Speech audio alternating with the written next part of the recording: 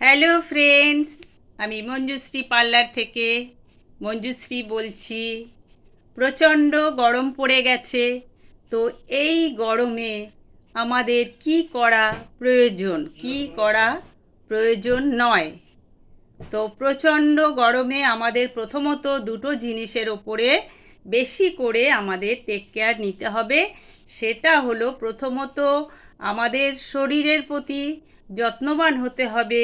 প্রচুর পরিমাণে জল, লিকুইড জিনিস সেবন করতে হবে, যেমন নুন চিনির জল, ডাবের জল, ইলেকট্রন, এই ধরনের লিকুইড জাতীয় জিনিস আমাদের বারবারে সেবন করতে হবে, যাতে শরীরে আমাদের জলের ঘাটতি না পড়ে। দ্বিতীয়ত আমাদের স্কিনের প্রতি প্রচুর পরিমাণে টেক কেয়ার হতে হবে। সেটা হলো আমাদের বাইরে বেরোলে রোদে অবশ্যই আমাদের ছাতা ব্যবহার করতে হবে। তার সাথে সাথে আমাদের স্কিনে ময়শ্চারাইজার অ্যাপ্লাই করে তাতে সানস পাউডারও লাগিয়ে আমাদের বাইরে বেরোতে হবে।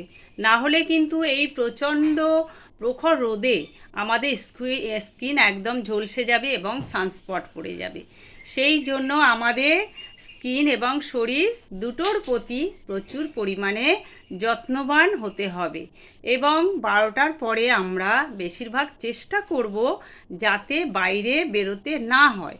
যথাসম্ভব আমাদের প্রয়োজন না হলে আমরা বাইরে বের হব না।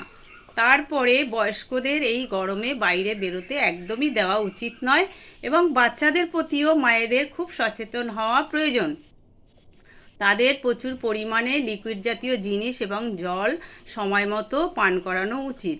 তো এই হলো আজকে আমার এই প্রচণ্ড দাবদাহ গ্রীষ্মে যে গরম পড়েছে, সেই জন্য একটু সকলকে সচেতন করে দেওয়া এবং নিজেও সচেতন হওয়ার জন্য সবাইকে একটু জানিয়ে দিলাম। এবং সবাই যত্ন নেবেন, স্কিনের, শরীরের অবশ্যই যত্ন নেবেন।